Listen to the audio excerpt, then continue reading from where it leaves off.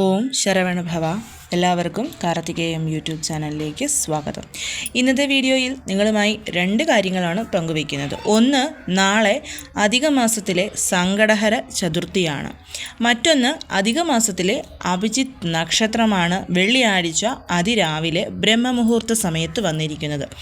അപ്പം അധിക മാസത്തിൽ വന്നിരിക്കുന്ന ഈ രണ്ട് കാര്യങ്ങളും വളരെ പവർഫുള്ളാണ്.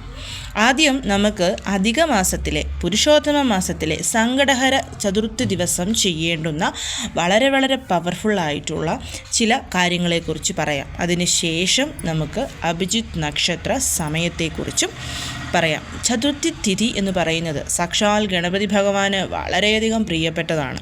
അതിൽ തന്നെ കറുത്ത പക്ഷത്തിൽ വരുന്ന സങ്കടഹര ചതുർത്ഥി എന്നത് നമ്മുടെ സങ്കടങ്ങളെ ഇല്ലാതാക്കി ഏതൊരു മനുഷ്യനാണോ ചിട്ടയോടും നിഷ്ഠയോടും കൂടി സങ്കടഹര ചതുർത്ഥി വ്രതം എടുക്കുന്നത്, അതിന് ആ വ്യക്തിക്ക് അവരുടെ എല്ലാ സങ്കടങ്ങളെയും മാറ്റി ഭഗവാൻ ആഗ്രഹപൂർത്തീകരണം നൽകും എന്നുള്ളതാണ്. അതുമാത്രവുമല്ല, ഇതിപ്പം പുരുഷോത്തമ മാസമായതുകൊണ്ട് തന്നെ 3 വർഷത്തിൽ ഒരിക്കൽ വരുന്ന അധിക സങ്കടഹര ചതുർത്ഥിക്ക് 1000 മടങ്ങ് ഫലമാണ് ഉള്ളത്. അപ്പോൾ ഇന്നത്തെ വീഡിയോയിൽ ഞാൻ ഈ പറയുന്ന പരിഹാരം പൂർണ്ണമായ ഭക്തിയോടും വിശ്വാസത്തോടും കൂടിയിട്ട് നിങ്ങൾ ചെയ്താൽ അതിന് 100% നമുക്ക് ഫലം ലഭിക്കുന്നത്.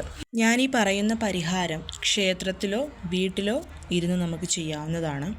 വീടിനടുത്തുള്ള ഗണപതി ക്ഷേത്രം അവിടെ പോയി ചെയ്യാൻ പറ്റുന്നവർ തീർച്ചയായും ഞാൻ ഗണപതി ക്ഷേത്രത്തിൽ പോയിരുന്ന് ചെയ്യണമെന്ന് തന്നെ പറയുകയുള്ളൂ. അങ്ങനെ അല്ലാത്തവർക്ക് വീട്ടിലിരുന്നാണെങ്കിലും ചെയ്യാം. ക്ഷേത്രം എന്തുകൊണ്ട് പ്രിഫർ ചെയ്തു എന്ന് വെച്ച് കഴിഞ്ഞാൽ, നമ്മുടെ വീട്ടിലുള്ളതിനേക്കാൾ കൂടുതൽ ഒരു വൈബ്രേഷൻ കൂടുതൽ ക്ഷേത്രത്തിനാണല്ലോ എപ്പോഴും ഉള്ളത്. കാരണം യാതൊരുവിധ അശുദ്ധങ്ങളും ഇല്ലാതെ ഏറ്റവും ശുദ്ധമായി കൊണ്ടു നടക്കുന്ന ഒന്നാണ് ക്ഷേത്രം. അതായത് ഒരു മനുഷ്യൻ്റെ മനസ്സ്, പിഞ്ചു കുഞ്ഞുങ്ങളുടെ മനസ്സ് എത്രമാത്രം നിർമ്മലമാണോ അത്രയും നിർമ്മലമാണ് ഒരു ക്ഷേത്രം. കാരണം നമുക്കറിയാം, നമുക്ക് ക്ഷേത്രത്തിൽ ചെന്ന് കഴിഞ്ഞാൽ നമ്മുടെ മനസ്സ് എത്രമാത്രം ശാന്തമാകും എന്നുള്ളത്. ആ ക്ഷേത്രത്തിൽ ചെന്ന് കഴിയുമ്പം നമ്മുടെ മനസ്സിൽ എത്ര വലിയ സങ്കടങ്ങൾ ഉണ്ടെങ്കിലും അതൊക്കെ ഇല്ലാതായി ഏറ്റവും ശാന്തിയോടെയും സമാധാനത്തോടു കൂടെയും നമുക്ക് ഇരിക്കാൻ പറ്റുന്നൊരു സ്ഥലമാണ് ക്ഷേത്രം. അതുകൊണ്ട് തന്നെ ശുദ്ധമായ മനസ്സോടും ശരീരത്തോടും കൂടിയിട്ട് ഏറ്റവും പവിത്രമായി നമ്മൾ ചിന്തിച്ചുകൊണ്ട് ക്ഷേത്രത്തിൽ പോയിരുന്ന് ഈ ഒരു പരിഹാരം നമ്മൾ ചെയ്തു കഴിഞ്ഞാൽ അതിന് നമുക്ക് നല്ല ഫലം കിട്ടും. പ്രത്യേകിച്ച് സാക്ഷാൽ ഗണേശനാണ്. ഗണപതി ഭഗവാൻ എന്ന് പറഞ്ഞു കഴിഞ്ഞാൽ ക്ഷിപ്രപ്രസാദിയാണ്. നമ്മൾ ചോദിച്ചാൽ ഉടൻ തന്നെ നമ്മളുടെ ആഗ്രഹം നമുക്ക് സാധിച്ചു തരുന്ന ഭഗവാനാണ്. നമ്മൾ പറയുന്ന എന്ത് കാര്യങ്ങളും ഏറ്റവും ഭംഗിയായി കേട്ട് മനസ്സിലാക്കുന്ന ഒരു ഭഗവാനാണ്. അതുമാത്രവുമല്ല, ഭഗവാൻ അത്രമേൽ ഭക്തനുമായിട്ട് അടുത്ത് നിൽക്കുന്ന ഈശ്വരൻ കൂടിയിട്ടാണ്. അപ്പം സങ്കടഹര ചതുർത്ഥി നാളത്തെ ദിവസം, ചതുർത്ഥി തീയതിയുടെ ആരംഭം എന്ന് പറയുന്നത് ബുധനാഴ്ച, അതായത് ഇന്ന് രാത്രി 10:30 കൂടിയിട്ടാണ്. അവസാനിക്കുന്നത് നാളെ രാത്രി, അതായത് വ്യാഴാഴ്ച രാത്രിയോട് കൂടിയിട്ടാണ്. അതുകൊണ്ട് തന്നെ ചന്ദ്രോദയ സമയത്ത് ചതുർത്ഥി തിഥി ഉള്ളത് വ്യാഴാഴ്ച ആയതുകൊണ്ടാണ് നമ്മൾ വ്യാഴാഴ്ച സങ്കടഹര ചതുർത്ഥി വ്രതം എടുക്കുന്നത്. അപ്പോൾ വ്രതം എടുക്കുന്നവരൊക്കെ സൂര്യ ഉദയം മുതൽ സൂര്യ അസ്തമയം വരെയാണ് നമ്മുടെ സങ്കടഹര ചതുർത്ഥി വ്രതം എന്ന് പറയുന്നത്. അപ്പോൾ നമ്മൾ വ്രതം എടുക്കുന്നവർ നാളെ സൂര്യോദയത്തിന് മുൻപുണർന്ന് കുളിച്ച് പൂജാമുറിയിൽ വിളക്ക് കൊളുത്തണം. ഞാൻ ഈ പറയുന്ന പരിഹാരം നിങ്ങൾക്ക് രാവിലെ വേണമെങ്കിലും ചെയ്യാം, വൈകിട്ട് വേണമെങ്കിലും ചെയ്യാം. ഏത് സമയത്താണോ പറ്റുന്നത് ആ ഒരു സമയത്ത് ചെയ്താൽ മതിയാവും. ഇപ്പോൾ രാവിലെ ക്ഷേത്രത്തിൽ പോകുന്നവരാണെങ്കിൽ അവിടെ ഇരുന്ന് ചെയ്യുക. വൈകിട്ടാണ് ക്ഷേത്രത്തിൽ പോകുന്നതെങ്കിൽ അവിടെ പോയിരുന്ന് വൈകിട്ട് ചെയ്യുക എന്നുള്ളതാണ്. എന്താണ് ചെയ്യേണ്ടതെന്ന് വെച്ചാൽ, നമ്മുടെ വീട്ടിലുള്ള ഗണപതി ഭഗവാന്റെ ഫോട്ടോയാണെങ്കിലും വിഗ്രഹമാണെങ്കിലും തുടച്ച് മഞ്ഞൾ കുങ്കുമം പൊട്ടൊക്കെ വെച്ച് ഭഗവാന് 21 കറുകകൾ കൂട്ടിക്കെട്ടി അത് സമർപ്പിക്കാം. കറുകമാല സമർപ്പിക്കാം. ശംഖുപുഷ്പം അതുപോലെ തന്നെ ചെമ്പരത്തിപ്പൂ ഒക്കെ സമർപ്പിക്കാവുന്നതാണ്. നമുക്ക് കിട്ടുന്ന പുഷ്പങ്ങളൊക്കെ ഭഗവാന് സമർപ്പിക്കുക. ശേഷം ഭഗവാന് മുൻപിൽ നമ്മൾ ദീപം കൊളുത്തി വെക്കണം. 33 ദീപങ്ങൾ കൊളുത്തി വെക്കാൻ പറ്റുമെങ്കിൽ അത് വളരെ ശ്രേഷ്ഠമാണ്. എങ്ങനെയാണ് 33 ദീപം കൊളുത്തേണ്ടത് എന്നുള്ളത് ഞാൻ ഓൾറെഡി ഒരു വീഡിയോയിൽ കാണിച്ചിട്ടുണ്ടായിരുന്നു. അപ്പോൾ 33 ദീപങ്ങൾ നിങ്ങൾക്ക് കൊളുത്തി വെക്കാൻ പറ്റുമെന്നുണ്ടെങ്കിൽ അങ്ങനെ തന്നെ ഭഗവാന് മുൻപിൽ കൊളുത്തണം. 33 ദീപങ്ങൾ ഭഗവാൻ കൃഷ്ണന് മാത്രമല്ല ഈ ഒരു പുരുഷോത്തമ മാസത്തിൽ നമുക്ക് കൊളുത്താൻ പറ്റുന്നത്. എല്ലാ ഈശ്വരന്മാർക്കും ആ ഈശ്വരന്മാരുടെ പ്രത്യേകതയുള്ള ദിവസങ്ങൾ വരുമ്പം കൊളുത്താം. പ്രദോഷം വരുമ്പം ഭഗവാൻ മഹാദേവന് മുൻപിൽ, ഏകാദശി വരുമ്പം ഭഗവാൻ വിഷ്ണുവിന് മുൻപിൽ, ചതുർത്ഥി വരുമ്പം ഗണേശ ഭഗവാന് മുൻപിൽ, അഷ്ടമി തിഥി വരുമ്പം ദുർഗാദേവിക്ക് മുൻപിൽ, വെള്ളിയാഴ്ചകളിൽ മഹാലക്ഷ്മിക്ക് മുൻപിൽ, അതുപോലെ പഞ്ചമി വരുമ്പം വാരാഹി അമ്മയ്ക്ക് മുൻപിൽ, അധിക മാസത്തിൽ എല്ലാ ദിവസങ്ങളിലും നമുക്ക് 33 ദീപങ്ങൾ കൊളുത്താവുന്നതാണ്. 33 പുഷ്പങ്ങൾ സമർപ്പിച്ച് മന്ത്രം ചൊല്ലാവുന്നതാണ്. അപ്പം ഇത് ഞാൻ ഇതിൻ്റെ ഇടയ്ക്ക് പറഞ്ഞു എന്നുള്ളതേ ഉള്ളൂ. ആരോ ഒരാൾ എനിക്ക് കമൻറ്റ് ഇട്ട് ചോദിച്ചിരുന്നു, ഈ ഒരു 33 ദീപദാനം മഹാവിഷ്ണുവിന് മാത്രമേ ചെയ്യാൻ പാടുള്ളൂ എന്നുള്ളത്. അങ്ങനെയല്ല, ഏതൊരു ഈശ്വരനും നമുക്ക് ഈ ഒരു മാസം തീരും മുൻപ് ചെയ്യാവുന്നതാണ്. അതിൽ തന്നെ ഭഗവാന്റെ മാസമായതുകൊണ്ടാണ് നമ്മൾ ഭഗവാനെയും തുളസി ദേവിയെയും ഒക്കെ എടുത്തു പറഞ്ഞത് എന്നുള്ളതേ ഉള്ളൂ. അപ്പം അത് ക്ലിയറായി എന്ന് വിശ്വസിക്കുന്നു. അപ്പം 33 ദീപം കൊളുത്തി വെക്കാൻ പറ്റുന്നവർ 33, ഇല്ലെങ്കിൽ 3 ദീപങ്ങൾ കൊളുത്തുക. 3 ദീപങ്ങൾ നെയ്യൊഴിച്ചോ വെളിച്ചെണ്ണയൊഴിച്ചോ ഭഗവാന് മുൻപിൽ കൊളുത്തി വെക്കുക. 33 പുഷ്പങ്ങൾ കിട്ടുമെങ്കിൽ അത് പറിച്ച് ഭഗവാന് സമർപ്പിക്കുക. അതെന്തുമായിക്കൊള്ളട്ടെ. വീട്ടിലാണെങ്കിലത്തെ കാര്യമാണ് കേട്ടോ ഞാൻ ഈ പറഞ്ഞത്. ഇനി ക്ഷേത്രത്തിലാണെന്നുണ്ടെങ്കിൽ നിങ്ങളെക്കൊണ്ട് പറ്റുന്ന കാര്യങ്ങളൊക്കെ ഭഗവാന് ക്ഷേത്രത്തിൽ വാങ്ങിച്ചു കൊടുക്കുക. ശേഷം 4 തേങ്ങ എടുക്കണം. കുടുമയോട് കൂടിയിട്ടുള്ള 4 തേങ്ങ. 4 തേങ്ങ എടുത്ത് ഈ 4 തേങ്ങയും നമ്മുടെ കയ്യിൽ വെച്ചിട്ട്, 4 തേങ്ങയും കയ്യിൽ വെക്കാൻ സാധിക്കില്ലെങ്കിൽ നമ്മളത് ഭഗവാന് മുൻപിൽ സമർപ്പിച്ചിട്ട് നിങ്ങൾക്ക് എന്താണോ സാധിച്ചു കിട്ടേണ്ടെന്ന ആഗ്രഹം അത് ഭഗവാനോട് കൈകൾ കൂപ്പി കണ്ണടച്ച് പ്രാർത്ഥിക്കണം. ഈ 4 തേങ്ങയും കയ്യിൽ പിടിച്ച് പ്രാർത്ഥിക്കാൻ പറ്റിയാൽ അതാണ് ഏറ്റവും നല്ലത്. ഇപ്പം എല്ലാവർക്കും അങ്ങനെ പറ്റിയെന്ന് വരില്ലല്ലോ. അപ്പം നിങ്ങൾ ചെയ്യേണ്ടതെന്ന് പറഞ്ഞു കഴിഞ്ഞാൽ ഭഗവാന് മുൻപിൽ 4 തേങ്ങയും സമർപ്പിച്ചേക്കുക. അടിച്ച് പൊട്ടിക്കണം എന്നില്ല, സമർപ്പിച്ചേക്കുക. സമർപ്പിച്ചിട്ട് അവിടെ നിന്ന് കൈകൾ കൂപ്പി പ്രാർത്ഥിക്കണം. ഇപ്പോൾ വീട്ടിലാണെന്നുണ്ടെങ്കിൽ നമ്മുടെ മുൻപിലുള്ള ഗണേശ ഭഗവാന്റെ ഫോട്ടോയുടെ വിഗ്രഹത്തിന് മുൻപിൽ ഈ 4 തേങ്ങ വെച്ചിട്ട് നമ്മളവിടെ ഇരിക്കുകയാണല്ലോ. അപ്പോൾ ഇരുന്നു കൊണ്ട് നിങ്ങൾക്ക് എന്താണ് സാധിച്ചു കിട്ടേണ്ടെന്ന് ആഗ്രഹം, നിങ്ങൾ നേരിടുന്ന തടസ്സം എന്താണ്, അത് മാറ്റിത്തരണമെന്ന് ആദ്യം ഭഗവാനോട് പറയണം. അതിന് ശേഷം നമ്മളൊരു നൂലെടുക്കണം. വെള്ള കളറിലെയോ മഞ്ഞ കളറിലെയോ നൂലെടുത്താൽ മതിയാവും. നൂലെന്ന് പറയുമ്പോൾ ഒരുപാട് നീളമൊന്നും വേണ്ട. 7 കെട്ടുകൾ ഇടാൻ പറ്റുന്ന രീതിയിലുള്ള നൂല് വേണം നമ്മൾ എടുക്കാൻ വേണ്ടിയിട്ട്. ഈ നൂല് നമ്മൾ നമ്മുടെ കയ്യിൽ എടുത്ത് പിടിച്ചതിന് ശേഷം അതിൽ 7 കെട്ടുകൾ ഇടുക എന്നുള്ളതാണ്. ഓരോ കെട്ടിടുമ്പോഴും ഓം ഗണേശായ നമ, ഓം വിഘ്നനാശായ നമ, ഈ മന്ത്രം മനസ്സിൽ പറഞ്ഞിട്ട് വേണം നമ്മൾ 7 കെട്ടുകളും ഇടാം. ഓം ഗണേശായ നമ, ഓം വിഘ്നനാശായ നമ. ഇത് ചൊല്ലുന്നു, ഒരു കെട്ടിടുന്നു, വീണ്ടും മന്ത്രം ചൊല്ലുന്നു, ഒരു കെട്ടിടുന്നു. മന്ത്രം ചൊല്ലിക്കൊണ്ട് തന്നെ നമുക്ക് കെട്ടിടാം. അപ്പം 7 കെട്ടുകളിടുന്നു, 7 പ്രാവശ്യം നമ്മൾ മന്ത്രവും ചൊല്ലുന്നു. മന്ത്രം ചൊല്ലിയതിന് ശേഷം ഈ കെട്ടുകൾ ഇടുമ്പം നമ്മൾ നമ്മുടെ മൈൻഡിൽ ഓർക്കേണ്ടത് നിങ്ങൾക്ക് സാധിച്ചു കിട്ടേണ്ടുന്ന ആഗ്രഹം, അല്ലെങ്കിൽ നിങ്ങളിൽ നിന്ന് മാറിപ്പോവേണ്ടുന്ന തടസ്സം. അതിനുശേഷം ആ കെട്ടിട്ട നൂല് ഭഗവാൻ ഗണേശന് സമർപ്പിക്കുക. വീട്ടിലാണെങ്കിൽ ആ ഫോട്ടോ വിഗ്രഹമുള്ളതിൻ്റെ കാൽച്ചുവട്ടിൽ സമർപ്പിക്കാം. ക്ഷേത്രത്തിലാണെന്നുണ്ടെങ്കിൽ നമ്മൾ ആ പടിയിലൊന്ന് തൊട്ടിട്ട് നമ്മുടെ കയ്യിൽ തന്നെ വെച്ചിരിക്കുക.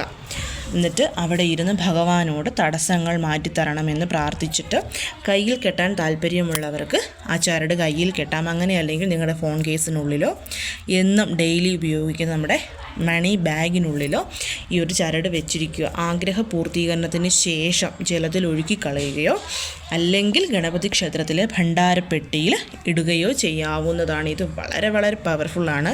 4 തേങ്ങ സമർപ്പിച്ചിട്ട് മാത്രം ഇത് ചെയ്യാവുള്ളൂ. 4 തേങ്ങ സമർപ്പിക്കാൻ പറ്റാത്തവർ ഈ ഒരു റെമഡി ചെയ്യണ്ട. രണ്ടാമത് അടുത്ത റെമഡി, ഞാൻ ഈ വീഡിയോയിൽ നിങ്ങൾക്ക് 3 റെമഡീസ് പറയുന്നുണ്ട്.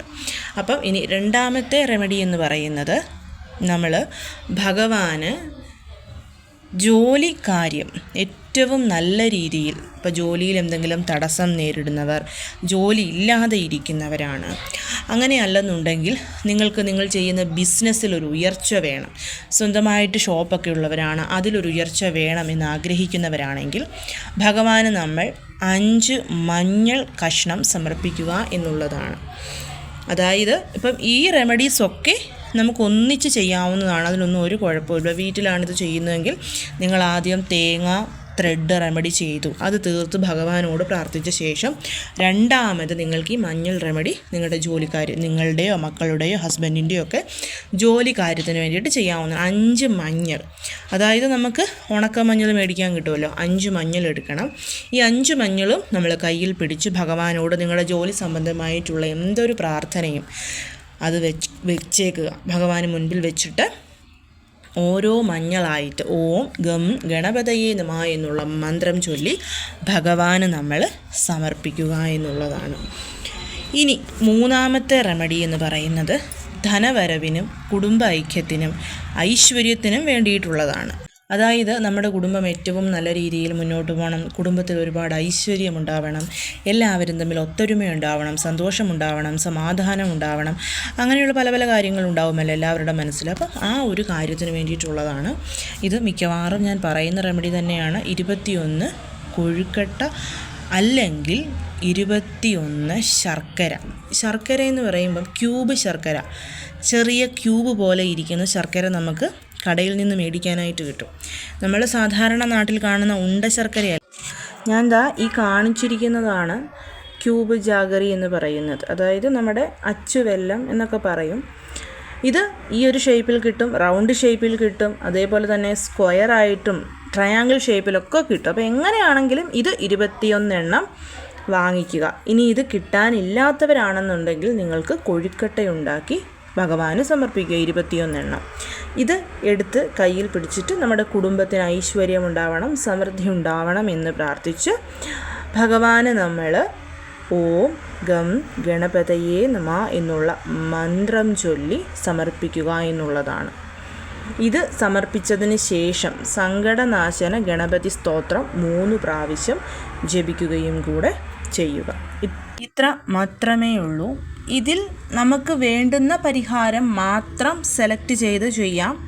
അതല്ല, ഞാൻ ഈ പറഞ്ഞ 3 പരിഹാരങ്ങളും ചെയ്യാൻ പറ്റുമെങ്കിലും ചെയ്യാം. ഇപ്പോൾ ആദ്യത്തെ പറഞ്ഞ തേങ്ങ ത്രെഡ് പരിഹാരം ക്ഷേത്രത്തിൽ പോയി ചെയ്തിട്ട് ബാക്കിയുള്ള 2 പരിഹാരങ്ങൾ വീട്ടിൽ ചെയ്താൽ മതി. ഈ 3 പരിഹാരങ്ങളും നമ്മൾ പോകുന്ന വീടിനടുത്തുള്ള ക്ഷേത്രത്തിൽ ചെയ്യാൻ പറ്റുമെന്നുണ്ടെങ്കിൽ അവിടെ തന്നെ ചെയ്യാവുന്നതാണ്. അതായത് ഭഗവാന് ക്ഷേത്രത്തിൽ നമുക്ക് ശർക്കരയൊക്കെ സമർപ്പിച്ചാൽ വാങ്ങുന്ന ക്ഷേത്രമാണെങ്കിൽ ഇതേപോലെ വാങ്ങിക്കൊണ്ടുപോയി സമർപ്പിക്കാവുന്നതാണ്. അങ്ങനെയല്ലെന്നുണ്ടെങ്കിൽ കൊഴുക്കട്ട ഉണ്ടാക്കി കൊണ്ടുപോയി ഭഗവാന് സമർപ്പിച്ചിട്ട് അവിടെ വരുന്ന ഭക്തർക്ക് നിങ്ങൾക്ക് കൊടുക്കാവുന്നതാണ്. അതൊക്കെ നിങ്ങളുടെ താല്പര്യാർത്ഥം പോലെ എങ്ങനെയാണോ ചെയ്യാൻ താല്പര്യം അതനുസരിച്ച് ചെയ്യാവുന്നതാണ്. വളരെ വളരെ പവർഫുള്ളായിട്ടുള്ള 3 പരിഹാരങ്ങളാണ്. നാളെ വൈകിട്ട് ആകാശത്ത് ചന്ദ്രൻ വന്നതിന് ശേഷം ചന്ദ്രനെ നോക്കി പ്രാർത്ഥിച്ച് നമുക്ക് നമ്മുടെ ഈ ഒരു വ്രതം അവസാനിപ്പിക്കാവുന്നതുമാണ്. തുടർച്ചയായി എല്ലാ മാസവും വരുന്ന സങ്കടഹര ചതുർത്ഥി ദിവസം വ്രതമെടുത്ത് ഭഗവാനെ പ്രാർത്ഥിച്ചാൽ തീർച്ചയായിട്ടും അതിൻ്റെ ഫലം നമുക്ക് ലഭിക്കുന്നതായിരിക്കും. അപ്പോൾ എല്ലാവരും ഇത് ചെയ്യാനായിട്ട് മറക്കരുത്. അടുത്തത് നമ്മുടെ അഭിജിത്ത് മുഹൂർത്തമാണ്. അഭിജിത്ത് നക്ഷത്ര സമയം അത് എന്താണെന്നുള്ളത് നമുക്ക് അറിയാവുന്ന കാര്യമായതുകൊണ്ട് ഞാൻ ഈ വീഡിയോയിൽ പറയുന്നില്ല. സമയം എപ്പോഴാണെന്നുള്ളത് പറയാം. അഭിജിത്ത് നക്ഷത്രം വരുന്നത് നാളെ കഴിഞ്ഞ്, അതായത് വെള്ളിയാഴ്ച അതിരാവിലെ 3:30-നും 3:54-നും ഇടയ്ക്കുള്ള 24 മിനിറ്റ് സമയമാണ് നമ്മുടെ കറക്റ്റായിട്ടുള്ള ഒരു ബ്രഹ്മമുഹൂർത്ത സമയം. ബ്രഹ്മമുഹൂർത്ത സമയത്തിൽ നമ്മൾ എന്ത് പ്രാർത്ഥിച്ചാലും അത് നടന്നു കിട്ടും. അഭിജിത്ത് നക്ഷത്രത്തിൽ അത് വന്നിരിക്കുന്നത് കൊണ്ട് തന്നെ 2 ഇരട്ടി ഫലമാണ് അധിക മാസത്തിലെ വെള്ളിയാഴ്ചയും അഭിജിത്ത് നക്ഷത്രവും. 2 ദീപങ്ങൾ നെയ്യൊഴിച്ച് കിഴക്കോട്ട് അഭിമുഖമായി കൊളുത്തി വെച്ചിരുന്ന് അതിന് മുൻപിലിരുന്ന് ആദ്യം 3 പ്രാവശ്യം അഭിജിത്ത് സ്തുതി ചൊല്ലണം. അതിനുശേഷം നമ്മുടെ ഇഷ്ടദൈവത്തിൻ്റെ മന്ത്രം ആ 24 മിനിറ്റ് 3:54 തീരുന്നത് വരെ കണ്ടിന്യൂസ് ആയിട്ട് ചാൻറ്റ് ചെയ്താൽ മതിയാവും. അതിൻ്റെ ഫലം തീർച്ചയായും നമുക്ക് ലഭിക്കുകയും ചെയ്യും. എല്ലാവരെയും മുരുകൻ അനുഗ്രഹിക്കട്ടെ. ഓം ശരവണഭവ.